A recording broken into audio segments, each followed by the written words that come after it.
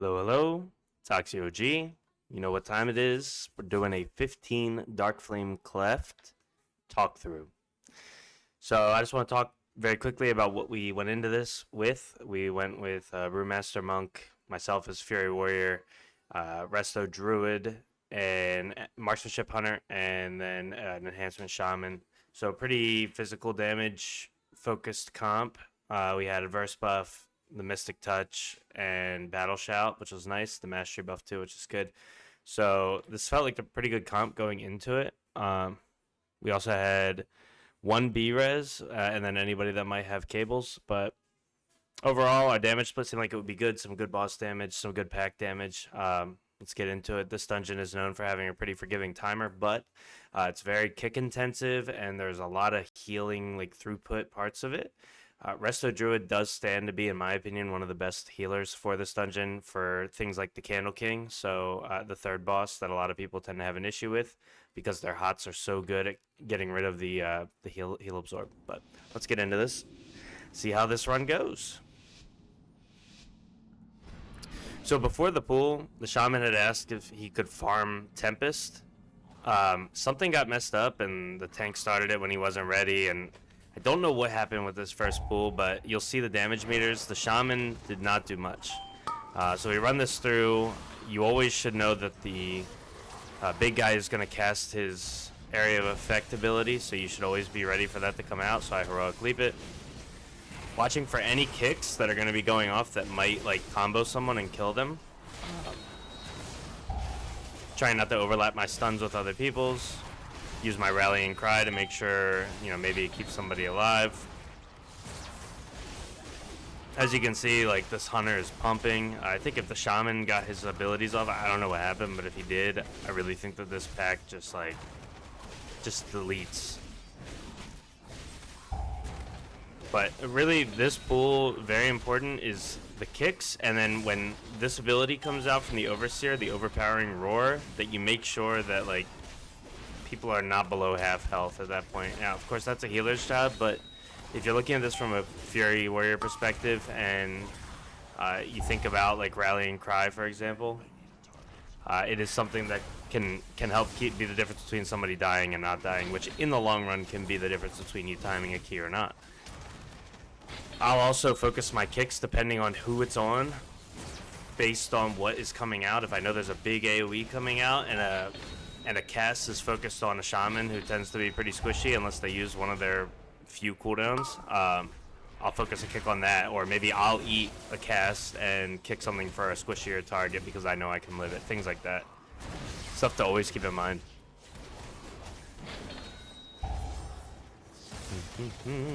Yep, so this guy overlaps us pretty well. We pulled the other Overseers. We did lose the Hunter. I'm not really sure what to. I Stormbolt that guy, trying to keep him from getting casts off. We just need the Hunter to get back so we can start getting damage down on this pack.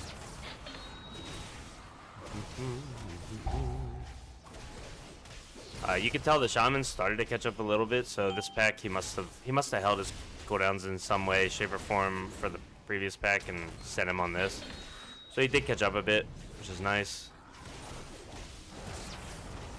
So this dungeon, the things that I think of as being like really scary is the candles.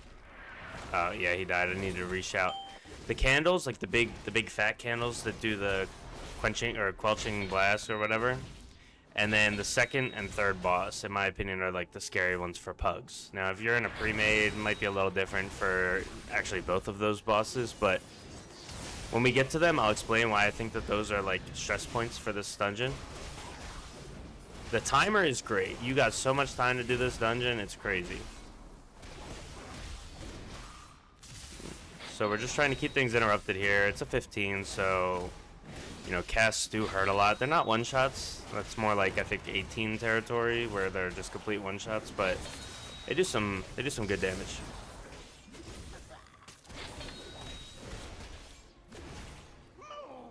Alright. Unfortunately, we got this one little straggler here, but I think it's just gonna pull him in with the boss.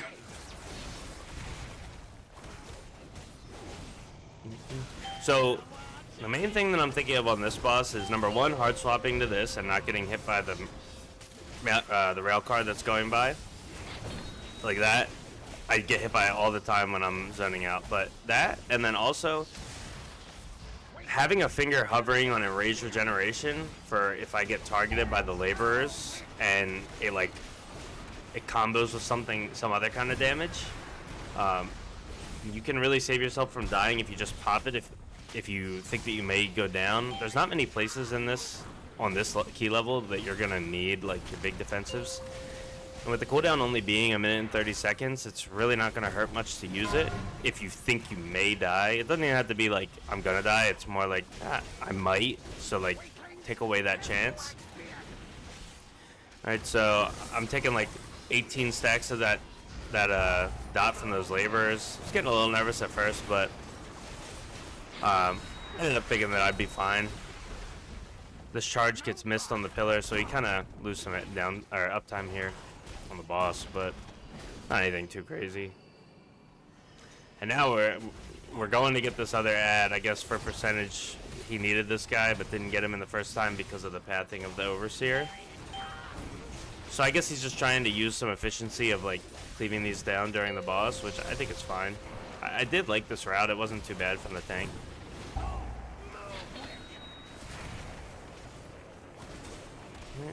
Trying to send this into the pillar. He uses turtle so that he can just eat it to charge. I swear, every time that I go to cross the rail tracks, oh, he died. Every time I go to cross the tracks, I just have a feeling that a cart's gonna come by. It's like it knows that I'm going by. It drives me crazy. But, hey, we're pumping on this. You know, you tend to get a lot of Thunderblast procs here. I use Bloodthirst a lot during this fight because I want to try to trigger those procs. Actually eat that, and I pop him Rage Regen late, which probably was pointless to pop, but I didn't realize I was going to get clipped by him.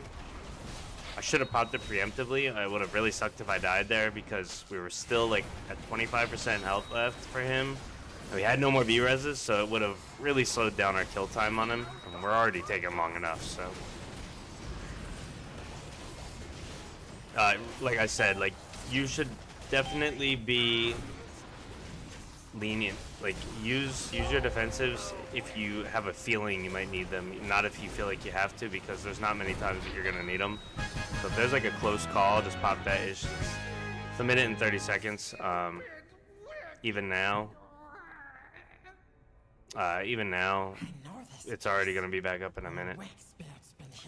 And right there, I actually swapped to the minecart because I thought he was higher health, and I don't like taking the risk of like, oh, just send on boss and potentially wiping and ruining the whole key.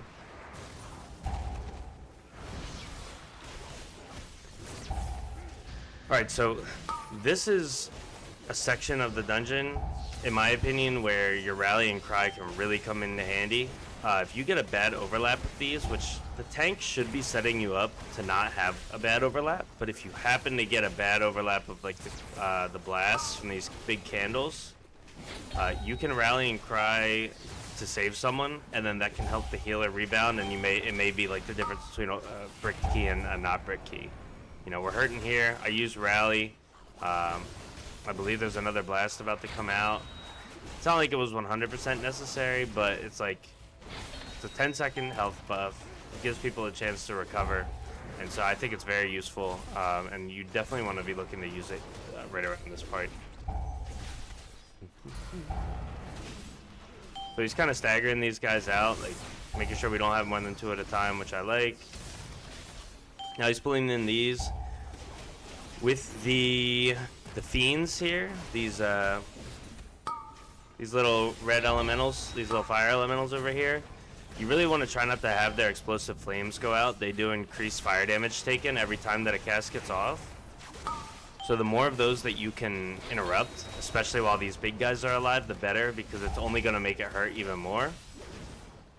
That's something that I didn't know until I had run this dungeon a lot, is that those guys increase the fire damage you take. And so you don't want to get too many stacks of it, because it does stack up. Yeah, so I saw that guy was casting on me. I tried to Stormbolt him, but I ended up using it before I switched target. Luckily, I'm just one beefy boy, and I lived it. I was getting pretty low. That was kind of scary. I think I even popped the health pot trying to stay alive. Actually, it might have been what kept me alive. I'd have to go back and look, but I use my health pots, that's for sure. I'd rather not save them. I'd rather not have the death and just use that ish.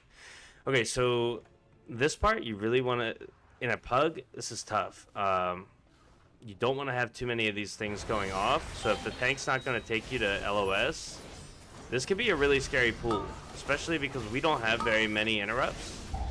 So there I overlap my shockwave with someone else, and 4 casts get off of that explosive flame. Now we're at 5 casts. That means that the next blast from the candle this here is going to hurt a lot, as you can see. That's because we have 6 stacks of increased fire damage.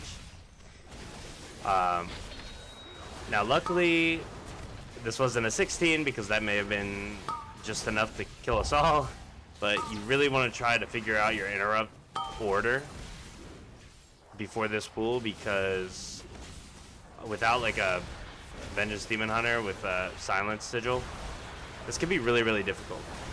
If you find yourself with a lot of stacks and you know that you're about to take big damage from this big candle, you can just go and run behind a candle that line of sights him so that you're not in LOS of him, or you're out of LOS of him. Why would you say that?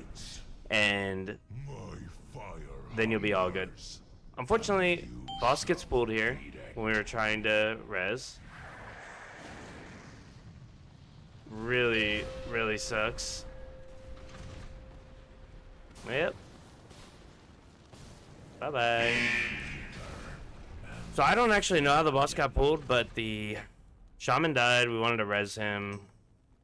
It's just unfortunate. But yeah, you can LOS the blast if you think that you're going to die from it. So take a loss on damage and just get behind the candle whenever he does that blast if you feel like you're not going to be able to live it. That's pretty much what I was getting at there.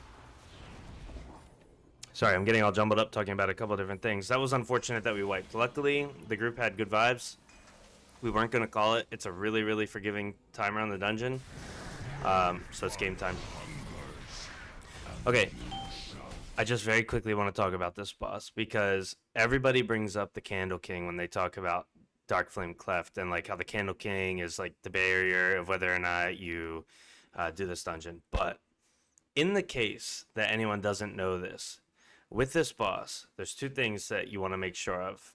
Number 1, so you want to make sure that when you get the Wicker Lighter barrage, I think it's called, when the red circles come on you over and over, that you disperse as a group for the people that got it, and you light as many of the candles as you can.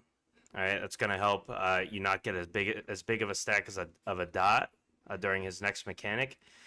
So it's super helpful.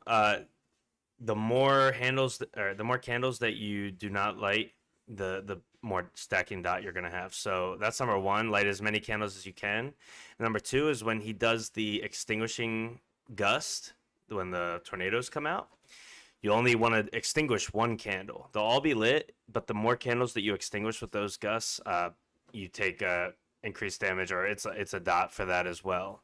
So yeah, I usually just always default to extinguishing here. I just stand right on this this point of the shape. But sometimes people will want to extinguish a different one. So if I see somebody lined up with a candle already, I'll try not to extinguish anything. But if you don't follow those rules, like you see, we're trying to light them all here.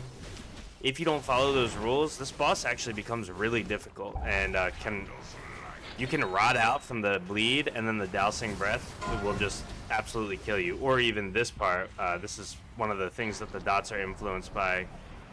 That part will also like shred you as you're trying to get out of the path of the gusts.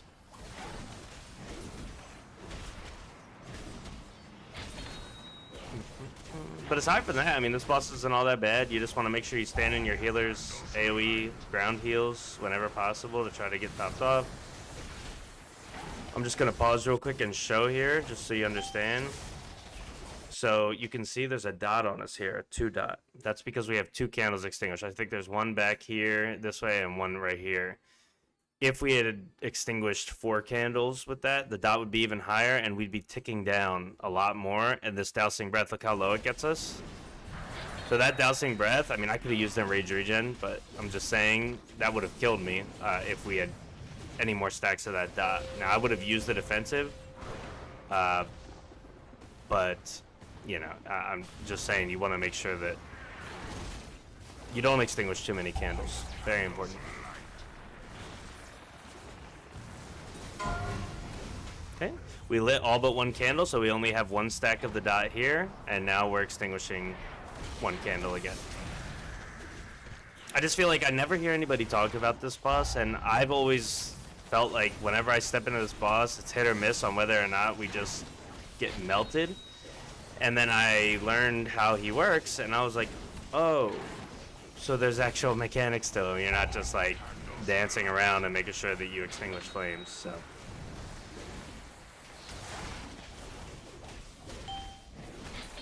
Okay, here it comes again. We only have 1 stack of the dot, so it isn't all too bad.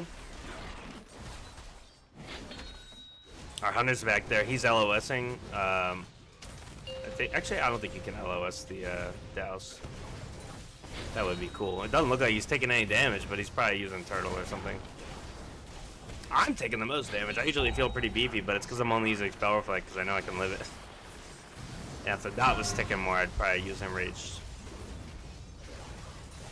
Do a little walk up and then charge back in. Pop an impending victory there.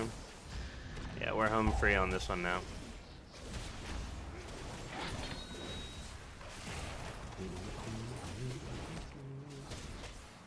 Yeah, and you can see like Warrior's single target damage is pretty darn solid on bosses like this where it's just single target. It makes me feel useful in the dungeons.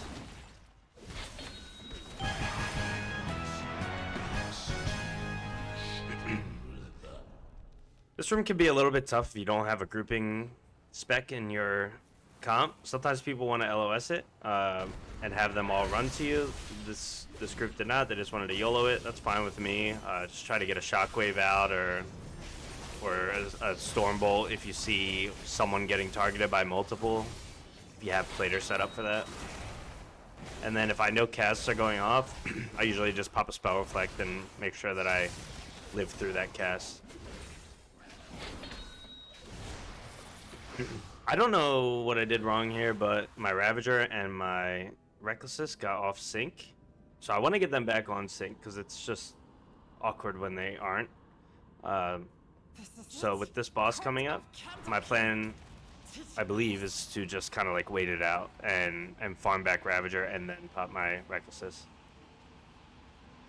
And if you haven't seen that skip before, as warriors, it's very easy for us. For others, you got to do what this shaman's doing and jump up on the rock. But for us, we just get the heroic leap. Just make sure you don't do it too close to the others. We're popping Lust here. I need 1 more Rampage, and then we're popping. Game time.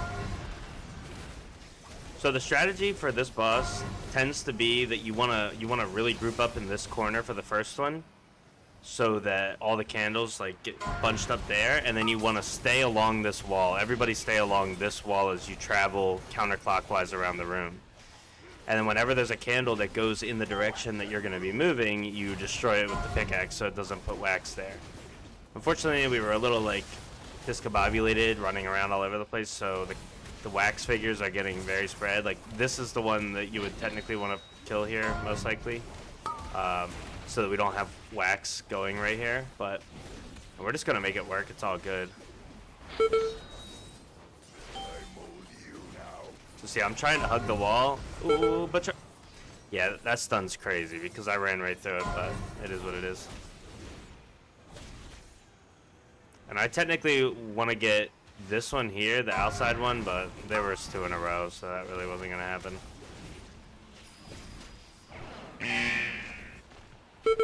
Very unfortunate. I popped my health pot. Trying to have good damage uptime because I know this boss requires that. But take 1 for the team and leap over to get the one that's in the wax. Very important here is to make sure, especially if you have a druid or a shaman, like stand in your healer's circle on the ground as far as for healers go.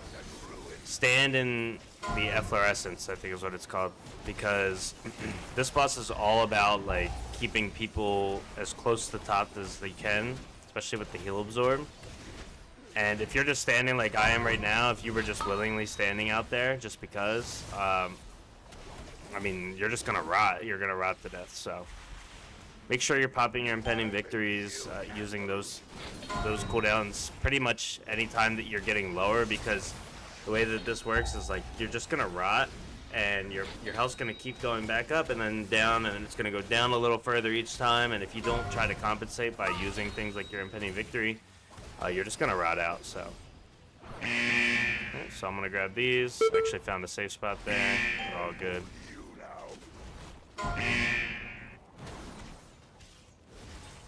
I got a little turned around there. I was trying to make sure I wasn't gonna step into a stun, because that would have probably killed me. Okay, we're looking good.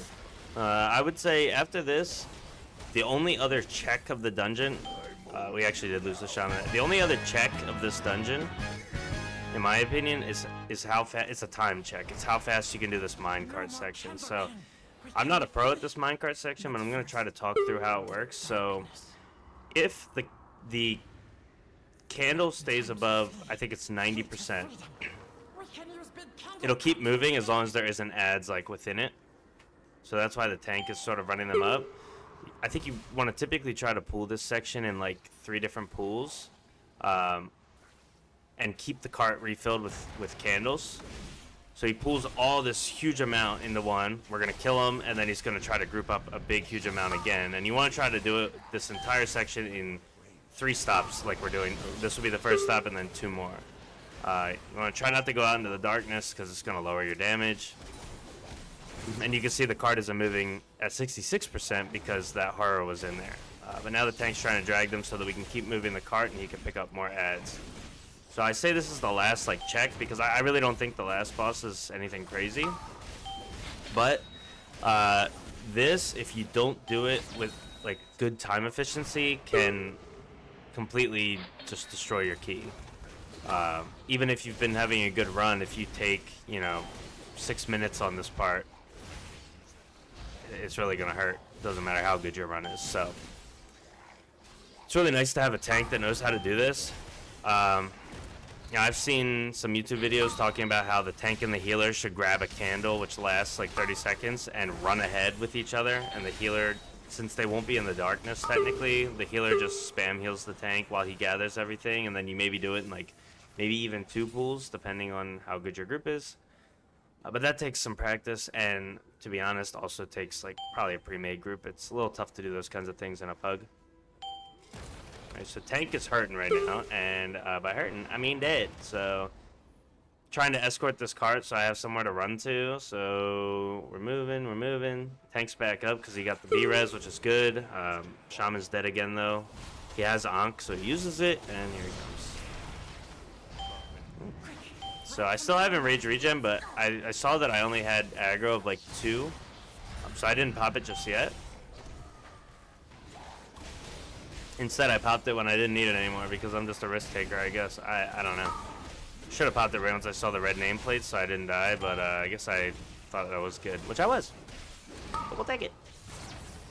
We'll take it. Okay, so we have 7 minutes and 34 seconds left. We have 5 minutes on Lust, so that tells me we'll be able to Lust on the last boss at 2-ish minutes left. So to me right now, I'm thinking, alright, we're looking good. We just need to see how much percentage we need, which is going to be about 94.86. Yeah, 94.56. So we got 5.5% left. So we're going to have to do a pretty sizable pool before the boss. That's fine. And then we just got to get boss to 55%. And we have Lust for it. So timer's looking good at this point. I'm pretty hopeful, as long as nobody messes up Eternal Darkness or any of that on the last boss. And I'll talk you through how I like to play the last boss. I'm not sure what the norm is, like if there's a set couple of roles, like if a healer always does a certain thing or what, but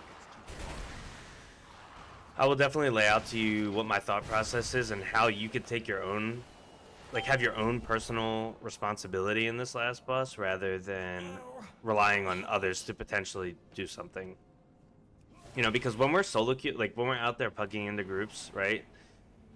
The difference between like timing a key and not timing a key a lot of times is like if you're willing to just step up to the plate and do something that maybe your class or role doesn't typically do, right? Like do that job that is always the healer's job, but maybe this healer doesn't do that or doesn't want to do that or just doesn't know about it. Who knows? And so, or a ranged DPS always does X thing, but if you are down to do X thing and they never were going to, it might be the difference between you doing it and not doing it. So setting yourself up for personal responsibility, especially when you're like doing pugging, very important.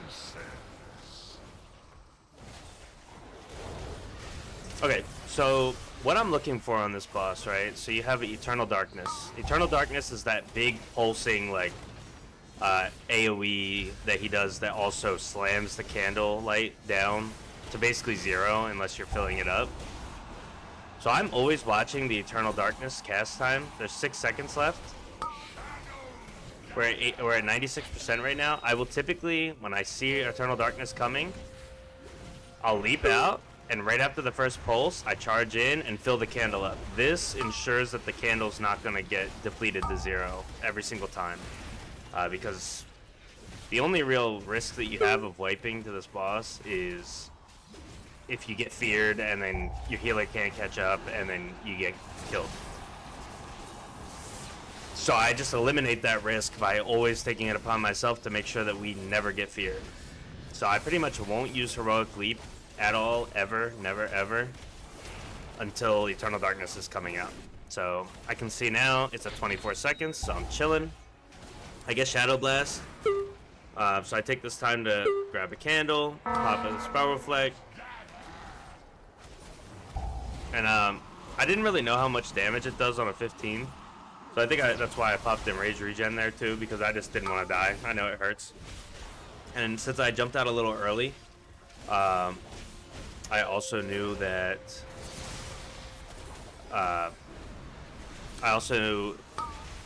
my enrage was going to drop, so that was going to hurt as well because I'm not enraged, so I don't get the war paint damage reduction of like 10% or whatever. And for that Eternal Darkness, I went against my own rule that I typically set for myself, and I used my Heroic Leap during the Shadow Blast, so I didn't have it back for Eternal Darkness to get a candle. Luckily, someone else got the candle, and we were fine, but you know, if nobody else had gotten the candle, and I didn't have movement abilities up, that was a prime time where we could have just wiped and it would have been done. But I think I popped my Rallying Cry, I popped an Impending Victory during the pulses to top myself off, and it ended up working out. Yep, so we got about 8% left, Lust just came up, boss is dead. I mean, 3 minutes left, we're looking good. Okay, we see Eternal Darkness, but I put the candle in a tad late. I don't think it mattered because it topped the candle off. It looked like the first pulse didn't actually subtract anything, so that was nice. Yeah, that ish hurts. I went in defensive stance plus the Spell Reflect there because I really didn't want to die. So, and I think that's what saved me, because if I didn't have D stance, that might have actually just killed me. So. These stances are something that you can always pop in and out of. I typically don't use it much until I get into the really high content, but there was a good spot to use it. Okay, and that's the dungeon. Pretty solid. Not too difficult. 15s have been feeling fine, and we're about to get a huge XP or item level jump here tomorrow, because I'm filming this on Monday. This run was from last week, but tomorrow I'm thinking that 15s are going to feel like the new like 13s because of how big of a boost we're all getting. So anyway, thank you all for watching. I really appreciate it. I hope you learned something, and as always, feel free to leave me a comment with a suggestion, a critique, or just any kind of comment that you like, and like and subscribe for more. I really appreciate everybody checking it out. Much love. I'm out. Peace.